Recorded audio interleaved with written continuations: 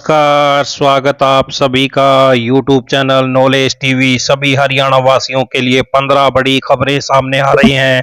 बड़ी घोषणा, आदेश, ऐलान, क्या है पूरी अपडेट, आइए देखते हैं। हरियाणा की हर छोटी से बड़ी योजना, घोषणा, आदेश, निर्णय, फैसला, मौसम, सभी की जानकारी एक ही वीडियो में मिलने वाली है। चैनल को सब्सक्राइब जरूर कर लें। तो चलिए देखते हैं हरियाणा से 15 बड़ी खबरें, घोषणा, ऐलान। पहली बड़ी घोषणा, सीएम नायब सैनी ने विधानसभा में बुजुर्गों को साइबर ठगी व डिजिटल अरेस्ट के जाल से बचाने के लिए ड्यूल ओटीपी व्यवस्था लागू करने की घोषणा की है। सीएम ने कहा कि 60 वर्ष से अधिक आयु के बुजुर्ग के खाते से ट्रांजैक्शन होने पर ओटीपी उनके साथ बेटे या बेटी के मोबाइल पर भी जाएगा। दोनों ओटीपी दर्ज होने के बाद ही पैसा ट्रांसफर होगा।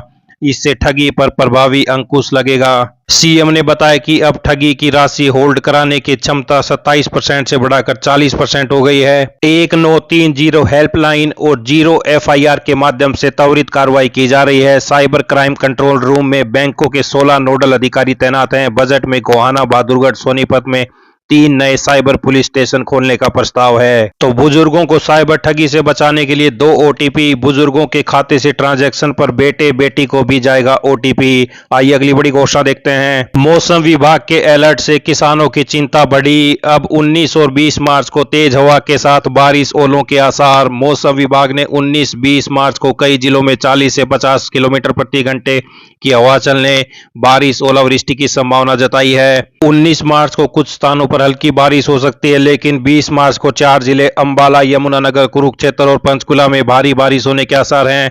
फसल पर खतरे को देखते हुए किसानों की चिंता बढ़ गई है। आइए अगली बड़ी घोषणा देखते हैं। पेट्रोलियम और प्राकृतिक गैस मंत्रालय ने कहा कि एलपीजी गैस उपभोक्ताओं के लिए आधार आधारित ई-केवाईसी जरूरी है, लेकिन यह नियम केवल उन्हीं ग्राहकों पर लागू होगा जिन्होंने अब तक ई-केवाईसी नहीं कराई है। सोशल मीडिया पर फैले भ्रम के बाद मंत्रालय ने यह स्पष्टीकरण जारी किया है।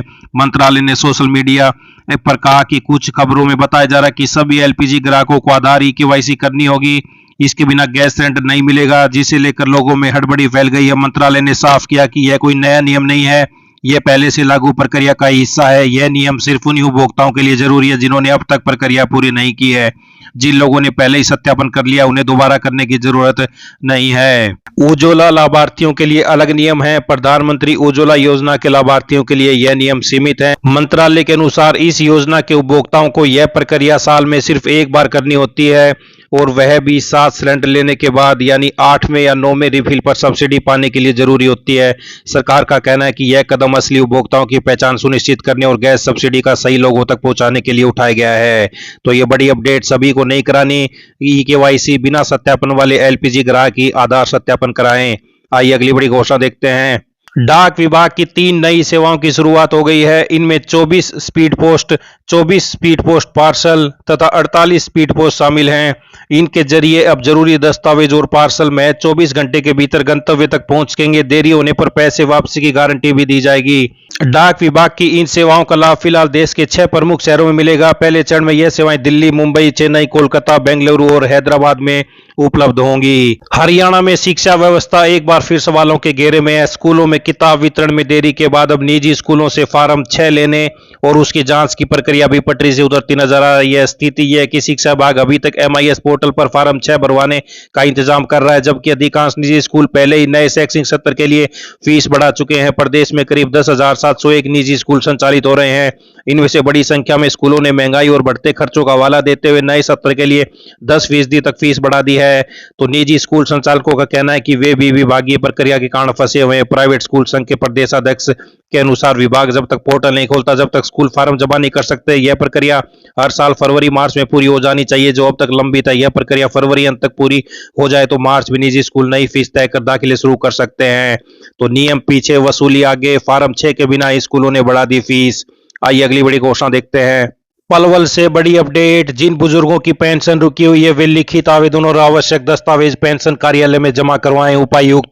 उपायुक्त ने सोमवार को पलवल के समाधान शिविर में की जन शिकायतों की सुनवाई। तो जिन बुजुर्गों की पेंशन रुकी है वे लिखित आवेदन और आवश्यक दस्तावेज पेंशन कार्यालय में जमा करा सकते हैं। पलवल से बड़ी अपडेट। आइए अगली बड़ी घोषणा देखते हैं। चौधरी चरण सिंह हरियाणा कृषि विश्वविद्यालय में किसानों को खरीफ फसलों की उन्नत तकनीकों से अवगत कराने के उद्देश्य से 23-24 मार्च को 2 दिवसीय कृषि मेले का आयोजन किया जाएगा। मेले में प्रदेश भर के किसान, कृषि वैज्ञानिक, कृषि उद्यमियों, विभिन्न विभागों और संस्थाओं की भागीदारी रहेगी। तो ये बड़ी अपडेट। आइए अगली बड़ी घोषणा देखते हैं। गुरुग्राम में रोजगार मेले का आयोजन किया जाएगा दिनांक 19 मार्च 2026। तो आप देख सकते हैं समय, स्थान, आयोजक मंडल रोजगार कार्यालय गुरुग्राम। योग्यता 10वीं 12वीं ग्रेजुएट और पोस्ट ग्रेजुएट पास पूरे बेरोजगार प्रार्थियों के लिए। जिन प्रार्थियों का पंजीकरण रोजगार कार्यालय में नहीं है वह भी रोजगार विभाग के पोर्टल पर पंजीकरण करने उपरांत भाग ले सकते हैं। पंजीकरण कार्य रोजगार कार्यालय में भी किया जा रहा है। तो ये बड़ी अपडेट। मंडल रोजगार कार्यालय में रोजगार मेला 19 मार्च को लगेगा। तो ये बड़ी अपडेट आप पढ़ सकते हैं गुरुग्राम जिले से। आइए अगली बड़ी घोषणा देखते हैं। सोनीपत से बड़ी update. Ayushman Bharat Digital Mission ABDM के तहत अब कॉलेज विद्यार्थियों की बनेगी आभा आईडी। उपायुक्त ने सरकारी कॉलेजों के प्रिंसिपलों को दिए सख्त निर्देश। सभी विद्यार्थियों की 14 अंकों की विशिष्ट आभा आईडी बनाना सुनिश्चित करें। डिजिटल स्वास्थ्य रिकॉर्ड से अस्पतालों में लंबी लाइनों से मिलेगी मुक्ति। आधार कार्ड के जरिए पूरी तरह निःशुल्क और ऑनलाइन पंजीकरण। आभा आईडी से इलाज होगा आसान और रिकॉर्ड रहेगा सुरक्षित। तो ये बड़ी अपडेट। आभा आईडी बननी है सभी विद्यार्थियों की। आइए अगली बड़ी घोषणा देखते हैं। गुरुग्राम में ग्रुप हाउसिंग सोसाइटियों की सुरक्षा को लेकर प्रशासन हुआ अलर्ट। डीसी ने बिल्डर प्रबंधन और आरडब्ल्यूए के साथ बैठक कर स्ट्रक्चरल ऑडिट कार्यों की समीक्षा की। यह हुआ तय। ऑडिट रिपोर्ट के अनुसार मरम्मत कार्य तुरंत शुरू करने के निर्देश। 15 दिन में काम शुरू न करने वाले बिल्डर पर सख्त कार्रवाई। सभी प्रोजेक्ट की स्टेटस रिपोर्ट जरूरी।